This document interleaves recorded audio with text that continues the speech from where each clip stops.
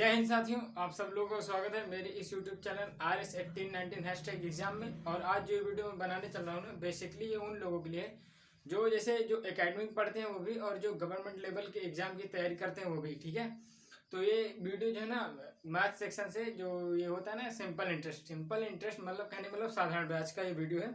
और इसमें साधारण ब्याज की वीडियो की जो एक एकदम बेसिक जो कॉन्सेप्ट होता है ना, एकदम स्टार्टिंग का कॉन्सेप्ट कहने का मतलब साधारण ब्याज अगर एकदम स्टार्टिंग में होता क्या है, तो उस बारे में इसमें बताया गया। ठीक, सबसे पहले अगर मैं आप लोग बताऊं ना, हो सकता है आपको दिखाई ना दे, इस पे लिखा हुआ है ब्याज। ठीक है, ये यहाँ पे लिखा हुआ है ब्याज।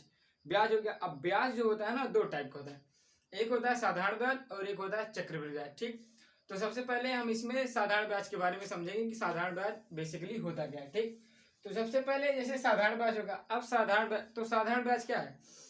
तो साधारण ब्याज जानने से पहले जो साधारण ब्याज निकाला जाता है, उसको निकालने के लिए जो चीज जरूरी है, उन चीजों के बारे में सबसे पहले जानेंगे। सबसे पहले क्या होता है? मूलधन। मूलधन अगर आप देख रहे होंगे तो मूलधन मैंने लिखा है जमा अथवा उधार की गई राशि।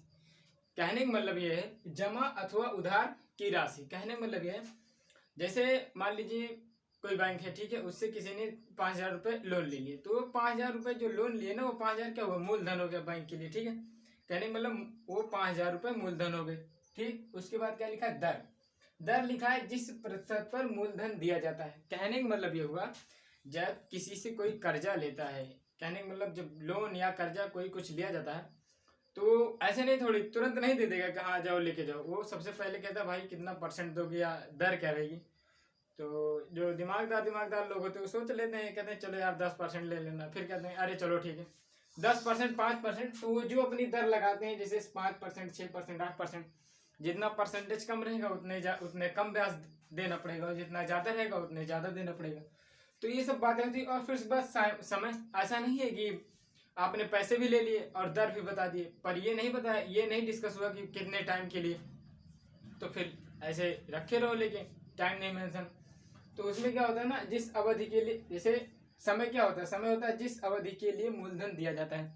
कहने मतलब उसमें 1 वर्ष 2 वर्ष उस पर लिखवाया जाएगा, मतलब आपको 1 साल के लिए धन दिया जा रहा है, 2 साल के लिए कि 3 साल के लिए। ठीक, फिर उसके बाद अब जैसे साधारण ब्याज। साधारण ब्याज क्या होता है? जमा की गई अथवा उधार ली गई राशि से ज्यादा जो धन प्राप्त होता है उसे साधारण ब्याज कहते हैं। कहने का मतलब ये हुआ कि जैसे अगर कोई किसी के पास धन जमा कर दिया, ठीक है, फिर उसको धन जमा करने का मतलब ये हुआ, अगर वो धन ले जाके अपना धन बैंक में देगा तो उसको ब्याज मिलेगा। तो जो उसने जमा किया हो तो ठीक, मान लो किसी ने 15,000 रुपये जमा किए और उसको 18,000 रुपये मिले लास्ट में, 2 साल या 3 साल के लिए जमा किए, तो जो 15,000 के अलावा जो 3,000 मिले वो उसके क्या, वो उसके लिए साधारण ब्याज हो गया। ठीक है, अगर वो साधारण ब्याज पे है तो। ठीक, साधारण ब्याज का मतलब हर साल उतना ही परसेंटेज का ब्याज लगेगा। ठीक है, अब वो आगे चीजें बताई जाएंगी। जैसे मिश्र धन। अब मिश्र धन में क्या होता है? मिश्र धन में होता है मूलधन प्लस ब्याज। मिश्र धन क्या होता है? मिश्र धन ये होता है, जैसे मिश्र धन क्या होगा, जैसे मान लो कोई मूलधन 5,000 रुपये है, 5,000 रुपये पे आपको 500 रुपये ब्याज मिल गया, तो मूलधन 5,000 प्लस 500 ब्याज, दोनों को मिला लो 5500। 5500 क्या हो गया? 5500 जो हो गया वो हो गया मिश्र धन। ठीक, ये 5500 मिश्र धन हो गया। अब यहाँ पे साधारण ब्याज का सूत्र बताया गया। ठीक है, सब कुछ पता होने के बाद अगर ये ना पता हो साधारण ब्याज निकाला कैसे जाता है, तब भी सारी चीजें बेकार हैं। तो साधारण ब्याज बराबर होता है मूलधन गुणे दर गुणे समय बटा 100। साधारण ब्याज बराबर, अगर आप ध्यान से देखोगे, मूलधन गुणे दर गुणे समय बटा 100। और बहुत चुन के एक सवाल रखा गया है, ऐसा सवाल है इसमें आपका हर एक कॉन्सेप्ट लगभग क्लियर हो जाएगा। और इसके बाद जो सीरीज आएगी वो इनके सवालों की सीरीज आएगी, साधारण ब्याज और चक्रवृद्धि ब्याज की। और कहने का मतलब अब इसमें बाकी जो चीज़ें ना समझ में आ रही, ये खास तौर से उन लोगों ने, जैसे जो बच्चे मुझसे ऑफलाइन कोचिंग पढ़ते हैं क्लास में, तो उन लोगों ने कहा कि एक वीडियो बना दिए साधारण ब्याज पे, तो मैंने सोचा बना दें, और उसके लिए मैंने ये वीडियो है। और उसके बाद इसको कोई भी देख सकता है, ऐसा नहीं, ये तो यूट्यूब पे पब्लिक रहेगा। उसके बाद अब मैं एक क्वेश्चन लगाऊंगा और क्वेश्चन लगाने के बाद ये सारी चीज़ें आपको मैं बताऊंगा। जैसे लिखा है, एक व्यक्ति ने 1,500 रुपये 4% वार्षिक साधारण ब्याज की दर से 2 वर्ष के लिए उधार लिया। कितने रुपए ब्याज के रूप में तथा कुल कितना धन वापस करना होगा? कहने का मतलब ये हुआ, जैसे किसी व्यक्ति ने किसी से 1,500 रुपये उधार लिए, तो सबसे पहले अगर मूलधन देखा जाएगा तो मूलधन क्या होगा? मूलधन मूलधन हो जाएगा 1500। ठीक, कहने का मतलब उसने 1500 रुपये उधार लिए, तो मूलधन क्या हो गया 1500 हो गया, मूलधन आ गया। जो ये प्रतिशत में लिखा, अगर यहाँ पे ऊपर ध्यान दो ना, मैंने लिखा था दर, दर बराबर जिस प्रतिशत पर मूलधन दिया जाता है। एग्जाम्पल के तौर पे 5%, 6%, 8%, वो मतलब जो डिस्कस होके फाइनल किया जाएगा वो उस पर डिपेंड करता है। मूलधन हो गया। फिर उसके बाद दर, दर क्या दिया गया, दर दिया गया है 4%। ठीक, ये 4% दर होगी। और समय लिखा है 2 वर्ष। यहाँ पे देखिए, ऐसा नहीं कि केवल 1 वर्ष 2 वर्ष दिया जाएगा, वो कुछ भी दे सकता है। ये तो मैंने एग्जाम्पल के तौर पर समझाए हैं कि कुछ भी हो सकता है। और जो साधारण ब्याज मैंने एग्जाम्पल लिख के छोड़ दिया, इसका मतलब ये हुआ कि ये ना साधारण ब्याज जो है ना, ये मूलधन, दर, समय, इन तीनों पे डिपेंड करेगा। किस तरीके का मूलधन है, कैसी दर है और कैसा समय, तो उन तीनों के हिसाब से डिपेंड करेगा। इसलिए इसका कोई एग्जाम्पल नहीं लिखा गया। हो सकता है अब इसका आंसर देखिए। और समय क्या हो जाएगा, समय हो जाएगा, समय हो जाएगा क्या, समय हो जाएगा, कहने का मतलब ये 2 वर्ष। ठीक, अब ये 2 वर्ष समय हो गया। अब इन तीनों को अगर सूत्र पे अप्लाई करें सबसे पहले, ठीक है, तो सूत्र पे अप्लाई करने का मतलब क्या हुआ, जैसे ये दिया गया साधारण ब्याज, ठीक ना, इसको थोड़ा शॉर्ट में लिखें, साधारण, बस ऐसे साधारण ब्याज हो गया ये, इक्वल टू, अब देखो इसी सूत्र पे रखो, तो मूलधन क्या है 1500, तो यहाँ पे रख दो 1500, गुणे दर क्या है 4% और समय क्या है 2 वर्ष बटा 100। अब ये 2 जीरो जो कटने मतलब क्या हुआ ना, मैंने इसमें क्या हुआ, ये डिवाइड हो गया। ये 1500 लिखा था गुणे 4 गुणे 2। 1500 क्या है मूलधन है, 4 क्या है 4% दर है और समय 2। ये डबल जीरो कट गया इसे, कहने मतलब 100 से भाग दिया गया। 100 एक कम 100, 100 परम में 100 15 में 1500, 4 कहने मतलब 15 गुणे 4 गुणे 2, इसका मल्टीप्लाई करो, 15 चौको 60 गुणे 2 120 रुपये। ठीक है, अब ये बात समझ में आ गई कि जिस व्यक्ति ने 1500 रुपये 4% वार्षिक ब्याज दर से उधार लिए थे, 2 वर्ष बाद उसको कुल टोटल 120, 1500 तो देने ही पड़ेंगे, कुल टोटल 120 रुपये देने पड़ेंगे। तो सबसे पहले लिखा कितने रुपए ब्याज के रूप में, तो ऐसे लिखना, इसलिए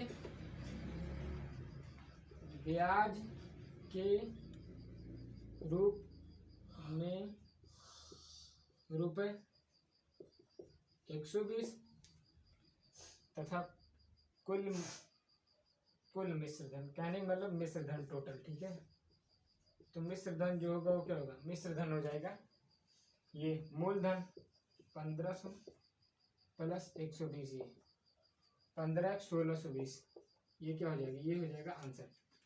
ठीक, ये ऐसे निकल के आ गया। इस तरीके से साधारण ब्याज का सवाल लगता है। ये एकदम स्टार्टिंग का बेसिक सवाल है। ठीक है, ये इस लेवल का सवाल है, जैसे 6, 7, 8, 9, 10 या इस टाइप से जो सवाल आते हैं इस क्लास में, ये उस टाइप का सवाल है। लेकिन अगर आप जैसे जो कोई स्टार्टिंग से जैसे कोई तैयारी कर रहा है या एकदम स्टार्टिंग में, अगर उसको साधारण ब्याज चक्रवृद्धि ब्याज नहीं पता, तो उसके लिए ये वीडियो सही होगी कि हाँ वो देख सकता है, और जिसको पता है उसके लिए और अच्छी बात होगी। ठीक, और जिसको नहीं पता उसके लिए उससे भी अच्छी बात यह है कि ना उसको ये चीज़ें पता चल जाए। एक बार मैं ये सारी चीज़ें फटाफट रिपीट कर देता हूँ।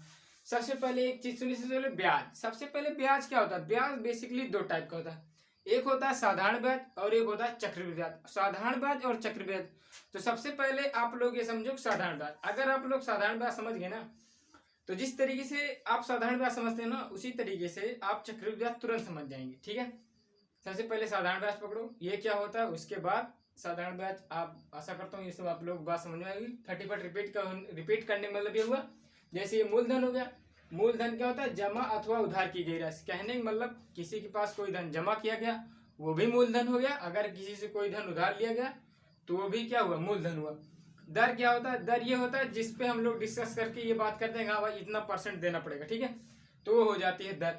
फिर उसके बाद समय लिखा है, समय लिखा है जिस अवधि के लिए, और उन डिस्कस में ये चीज होता है, जैसे कोई 2 व्यक्ति डिस्कस किए तो उन्होंने वो ये बात जरूर कर लेंगे कि भाई कितने टाइम के बाद, तो टाइम मतलब 1 वर्ष 2 वर्ष, 1 माह 2 माह 3 माह, ऐसे 6 माही भी होता है, तिमाही भी, ऐसे बहुत से होते हैं। ठीक, तो ये टाइम ऐसे होता है और ये सवाल ऐसे होता है।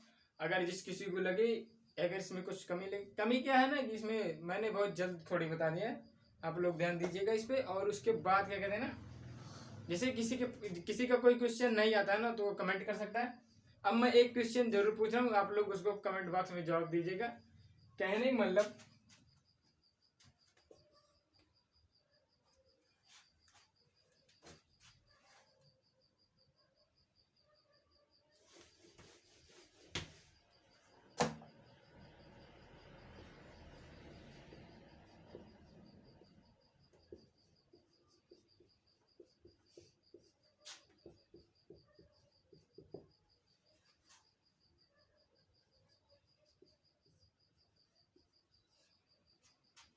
क्वेश्चन यही है, क्वेश्चन ये है कि 1 वर्ष के लिए 12.5% क्या होगा। ठीक, अगर आपको बात ये समझ में आएगी तो आप जरूर बताएंगे 1 वर्ष के लिए 12.5% क्या होगा। ठीक है, जिनको पता है वो लोग क्वेश्चन का आंसर करेंगे।